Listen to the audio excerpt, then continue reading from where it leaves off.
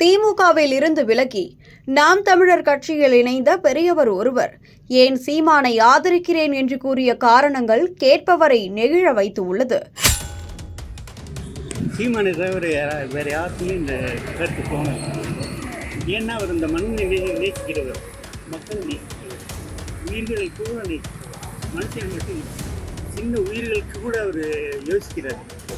அதுகளுக்கு என்ன செய்ய முடியும் அப்படின்னு அனைத்து உயிர்களையும் நேசிக்கிறார். உயிர்மை நேயர் அவர் சீமான் கண்டிப்பாக.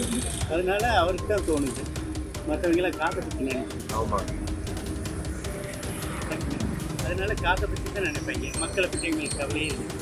இந்த மக்கள் காக்க 500க்கும் 1000க்கும் 5 வருஷ வாழ்க்கையவே அடமானம் வச்சாங்க. 2 நாள் சாப்பிட்டு அடமானம் வச்சு 70 வருஷத்தை வீணாகிட்டாங்க.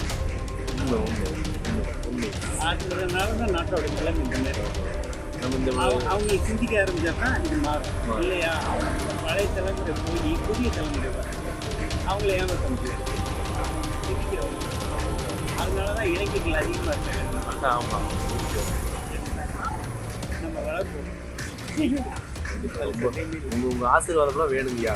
நாம் தமிழர் கட்சியின் தலைமை ஒருங்கிணைப்பாளரான சீமான் அவர்களின் பேச்சும் அரசியலும் தமிழகத்தின் மூலை முடுக்கெங்கும் பரவ தொடங்கிவிட்டது. சீமான் அவர்கள் ஒவ்வொரு மேடையிலும் நான் மண்ணுக்கும் மக்களுக்குமான அரசியல் செய்பவன் என கூறி வந்தது தற்போது மக்களிடையே சென்றடைந்து உள்ளது. அப்படித்தான் நாம் தமிழர் உறுப்பினர் சேர்க்கை முகாமிற்கு வந்த திராவிட கழகத்தை சேர்ந்த முதியவர் அதிலிருந்து விலகி தன்னை நாம் தமிழர் கட்சியில் இணைத்துக் கொண்டு உள்ளார். குறிப்பாக சீமான் ஜூலை 10ஆம் தேதி ஆடு மாடு மேய்ச்சலுக்காக மிகப்பெரிய மாநாட்டை அறிவித்திருந்தார்.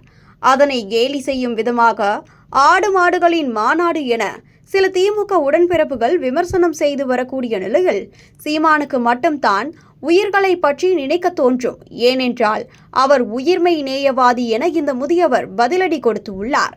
சீமான் அவர்கள் ஆடு மாடு மேய்ப்பது கேவலமல்ல, அதை அரசு வேலையாக மாற்றுவேன், அதன் மூலம் கிடைக்கும் பலன்கள் ஏராளம் என தொடர்ச்சியாக கூறி வருகிறார். இந்நிலையில் மதுரை வீராகனூர் கிராமத்தில் வருகிற 10ஆம் தேதி மேய்ச்சல் நிலங்கள் எங்கள் உரிமை என்கிற முழக்கத்தை முன்வைத்து ஆடு மாடுகளின் மாநாடு நடக்கிறது. பேசும் திறனற்ற உயிர்களுக்காக பேசுவோம் என்று அவர் கூறியுள்ளார். அதாவது வனப்பகுதிகளை ஒட்டியுள்ள மேய்ச்சல் நிலங்களில் ஆடு மாடுகளை வளர்ப்பவர்கள் தங்களது கால்நடைகளை மேய்ச்சலுக்காக பயன்படுத்துவதற்கு தடை விதிக்கப்பட்டு உள்ளது. காடுகளை பாதுகாப்பதாக கூறி வனத்துறையினர் ஆடு மாடுகளை மேய்ச்சல் நிலங்களில் மேய விடுவதற்கு அனுமதிப்பது இல்லை. இதன் காரணமாக ஆடு மாடுகளை வளர்க்கும் விவசாயிகள் கடுமையாக பாதிக்கப்பட்டு உள்ளனர். இதைத் தொடர்ந்து இந்த போராட்டம் முன்னெடுக்கப்படுகிறது. இந்நிலையில் அந்த பெரியவர் சீமானை உயிர்மை நேயவாதி என கூறியதை உண்மையாக்கும் வகையில் இந்த போராட்டம் அமைந்து உள்ளதாக பலரும் கருத்து தெரிவித்து வருகின்றனர்.